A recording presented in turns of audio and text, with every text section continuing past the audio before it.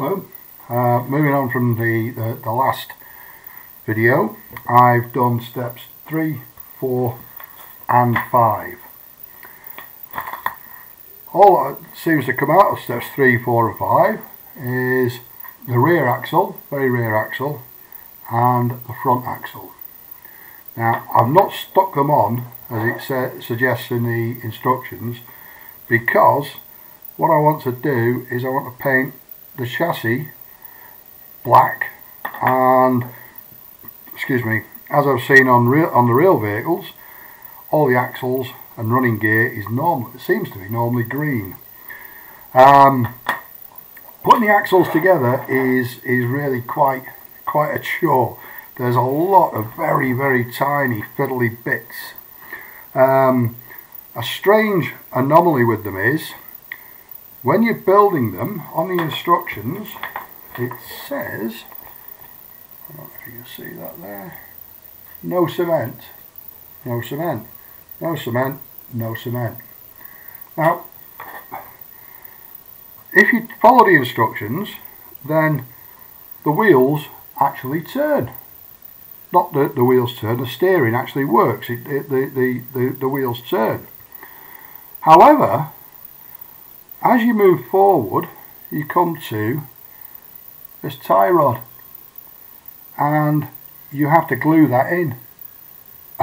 And of course, when you glue that in, all the time and trouble you took over allowing the wheels to turn, to steer, is gone, because it's made it a rigid axle.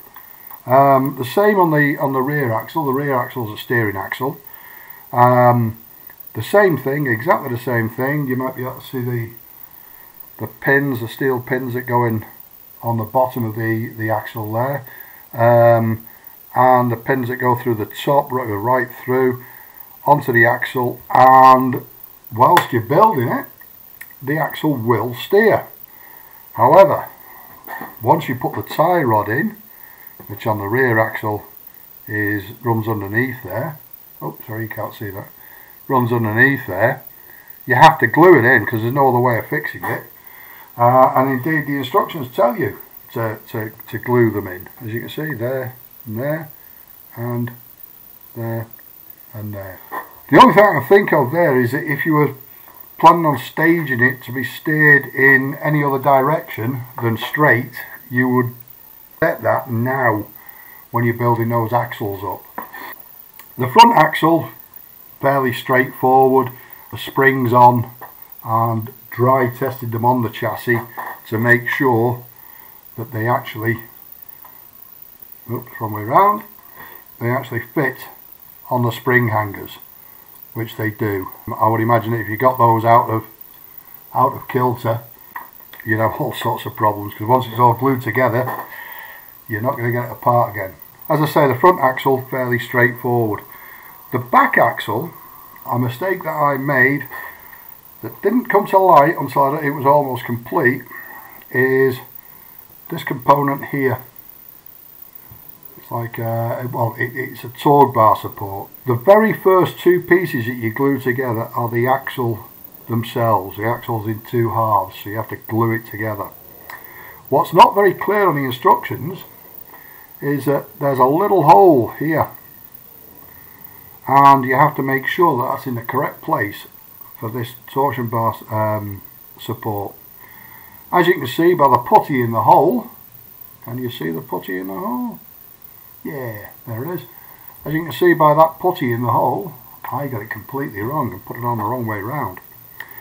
And the parts are made so that there's no right and wrong way, if you like. You need to look at the instructions very carefully. And I still can't see how I got it wrong. But what I then had to do was fill that hole with putty, drill a new hole on this side, and then fit the torque bar support.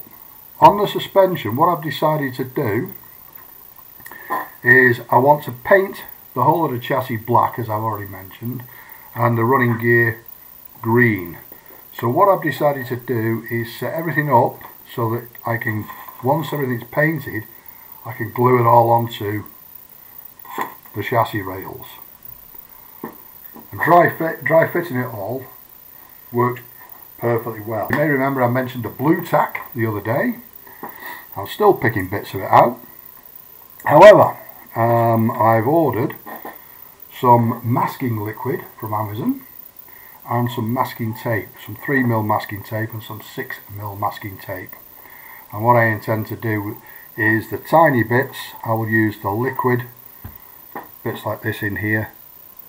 Yeah, I'll use the liquid, there's there, all these little bits. Anything that's got to have anything glued to it, I'm going to use the liquid.